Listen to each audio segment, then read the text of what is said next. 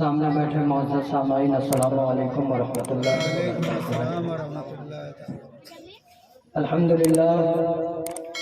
للہ نحمدہ ونصلی علی رسولہ الکریم، اما بعد فاعوذ باللہ من الشیطان الرجیم، بسم اللہ الرحمن الرحیم، الا ان اولیاء اللہ لا خوف علیہم ولا هم یحزنون۔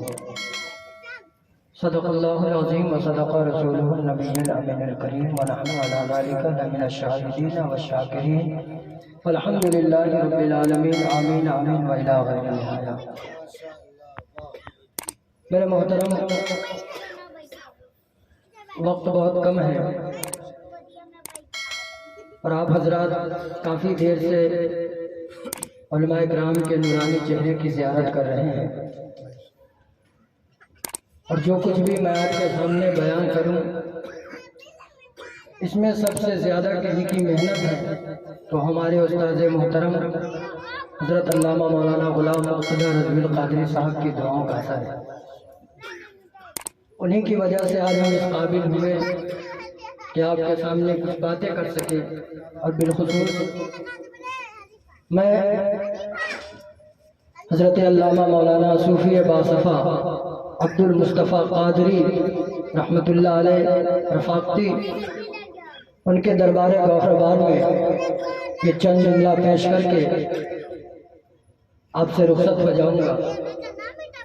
میرے محترم، اللہ تبارک و تعالیٰ نے قرآن مجید کے اندر ارشاد فرمایا، الا ان اولیاء اللہ لا خوف علیہم ولا هم یحزنون۔ بے شک جو لوگ اللہ کے ولی ہیں، اللہ کے ولیوں کو نہ کوئی خوف ہے نہ کوئی حزن و ملال۔ میرے محترم، اللہ کے ولی کہتے کس کو ہے اور ولیوں کا مقام کیا ہوتا ہے؟ وقت نہیں ہے، بس تھوڑی دیر کے لیے میں آپ کو بتاؤں۔ کوئی انسان اپنی عبادت کی وجہ سے یا اپنی ریاضت، اپنی طریقت کی وجہ سے اللہ کا ولی نہیں بنتا۔ اللہ کے ولیوں پر اللہ کی خاص رحمت ہوتی ہے۔ بعض اللہ کے ولی ایسے بھی گزرے ہیں جنہوں نے ولادت کا مقام اپنے زندگی کے آخری مرحلے میں پایا۔ ہم اور آپ یہاں بیٹھے ہیں، ہم میں کوئی نہیں جانتا کہ کون کتنا گنہگار ہے، کس نے اپنے وقت میں کیا کیا گناہ کیے۔ کوئی ضروری نہیں کہ میں آپ کے سامنے کھڑا ہوں تو میں نیک ہوں، یا آپ بیٹھے ہوں تو آپ نیک ہوں۔ کسی کے گناہوں کو ہم نہیں جانتے برابر، لیکن اللہ وحدہ لا شریک کی وہ ذات ہے جو سب کے گناہوں کو جانتا ہے۔ اللہ ہر انسان کے عیب کو جانتا ہے۔ میرے محترم بزرگوں، دوستوں، اگر ہم کوئی گناہ بند کمرے میں یا رات کی تاریکی میں کرتے ہیں تو یہ نہ سمجھے کہ ہمیں کوئی نہ دیکھتا۔ اگر ہم سے کوئی گناہ قصداً یا سہواً ہو جائے، چاہے وہ رات کی تاریکی میں ہو یا بند کوٹھری میں ہو، تو میرے محترم دنیا والوں کے سامنے ندامت کرنے سے فائدہ نہیں ہے، دنیا والوں کے سامنے آنسو بہانے کی ضرورت نہیں ہے۔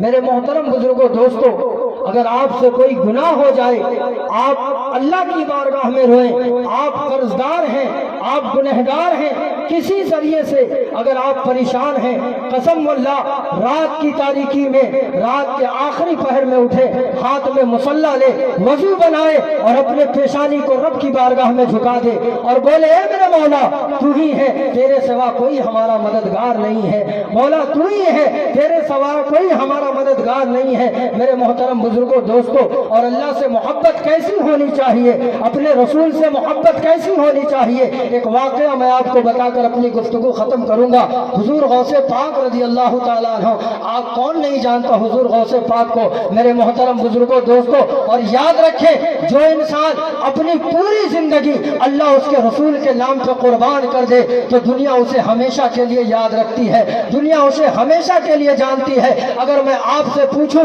کہ آج سے 1000 سال پہلے ہندوستان میں کس کی حکومت تھی، کسی کو معلوم نہیں ہے۔ آج سے 800 سال پہلے امریکہ مکہ میں کس کی حکومت تھی کسی کو معلوم نہیں ہے، دنیا میں کس کی بادشاہت آئی اور چلی گئی یہ کوئی نہیں جانتا، لیکن آج سے 800 سال پہلے غریب نواز ہندوستان آئے تھے ہر مسلمان جانتا ہے۔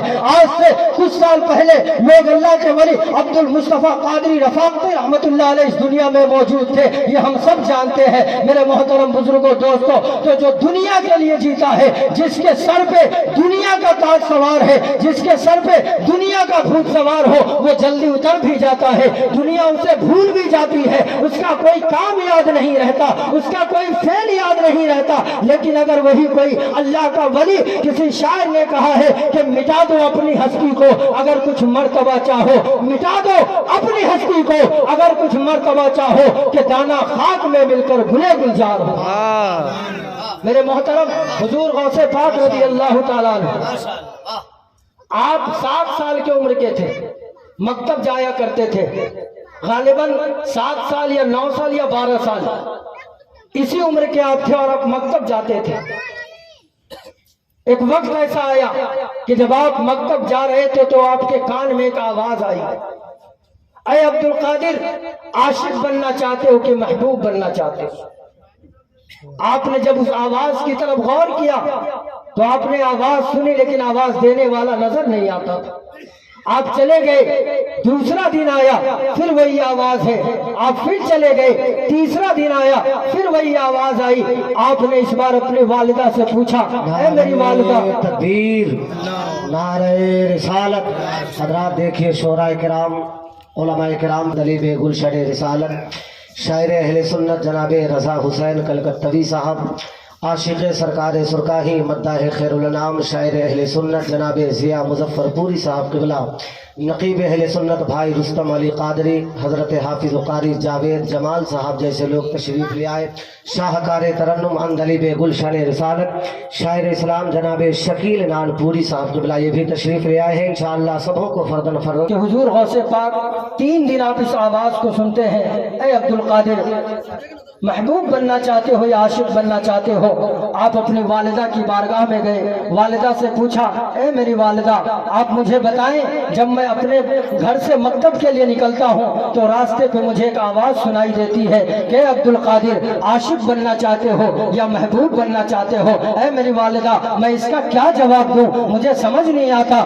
آپ کی والدہ فرماتی ہیں، اے میرے بیٹے، جانا بغداد کی کچی آبادی میں ایک بزرگ بیٹھتے ہیں، ان کے پاس جانا اور ان سے یہ سوال کرنا، وہ اس کا جواب دے دیں گے۔ حضور غوث پاک ان کے پاس گئے، جا کے دیکھا کہ آپ کمبل اوڑھ کے بیٹھے ہیں۔ آپ نے پوچھا کہ اے اللہ کے ولی، اے برگزیدہ بندے، آپ مجھے بتائیں، جب میں مکتب جاتا ہوں تو میری کان میں ایک آواز آتی ہے، اے عبد القادر، ولی بننا چاہتے ہو؟ اے عبد القادر، عاشق بننا چاہتے ہو یا محبوب بننا چاہتے ہو؟ میں اس کا کیا جواب دوں؟ تو وہ اللہ کے ولی کہتے ہیں، اے عبد القادر، اے شہزادے، آپ کل آنا، میں آپ کے سوال کا جواب بن جاؤں گا۔ حضور غوث پاک اپنے گھر گئے، رات کو نیند نہیں آئی، آپ سو نہیں رہے ہیں، آپ اس کشمکش کے عالم میں ہیں کہ آنے والے کل میں مجھے کیا جواب ملنے والا ہے، میں اللہ کا محبوب بندہ بنوں یا اللہ کا عاشق بنوں، میں بنوں تو کیا بنوں؟ حضور غوث پاک دوسرا دن ہوا، سورج کی سفیدی نمودار ہوئی، آپ اس ولی کی بارگاہ میں جب پہنچے ہیں تو کیا دیکھتے ہیں کہ جس جگہ کل آپ ان سے ملے تھے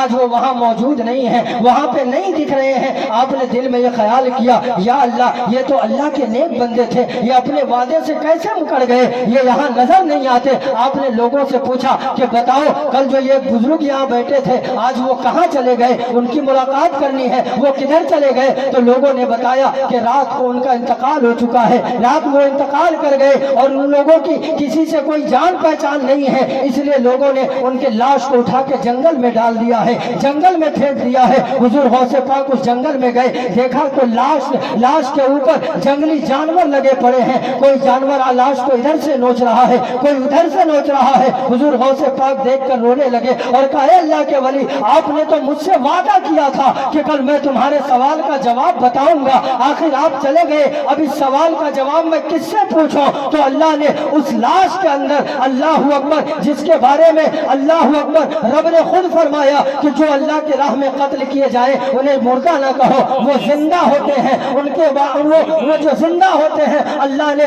اس لاش میں قوت گوئیاں عطا کر دی اور وہ اللہ کے ولی اٹھ گئے اور کہا اے عبد القادر جیلانی سنو، کل جو میں نے آپ سے کہا تھا، میں نے یہ نہیں کہا تھا کہ میں آپ کے سوال کا جواب بتاؤں گا، میں نے یہ کہا تھا کہ میں آپ کے سوال کا جواب بن جاؤں گا۔ اے عبد القادر جیلانی دیکھ لو، میں تمہارے سوال کا جواب بن گیا ہوں۔ میں اللہ کی محبت میں اتنا گم ہو گیا، اتنا گم ہو گیا کہ میں نے اپنے رشتہ داروں کو بھلا دیا، میں نے اپنے پہچان والوں کو چھوڑ دیا، اللہ کی محبت میں گم ہو گیا۔ اور آج میری حالت یہ ہے کہ آج لوگ میری لاش کو بھی پہچاننے سے انکار کر رہے ہیں، آج لوگ مجھے جنازہ پڑھانے سے بھی انکار کر رہے ہیں، آج مجھے جنگل میں اٹھا کے ڈال دیا گیا ہے۔ اے عبد القادر جیلانی اگر تمہارے اندر اتنی استقامت ہے، اتنا صبر ہے تو اللہ کے محبوب، اللہ کے سے محبت کرنا، اور اگر اتنی استقامت نہ ہو تو اللہ کا محبوب بن کے رہ جانا، اللہ کا محبوب بن کر ہی رہ جانا۔ تو عبد القادر نے کہا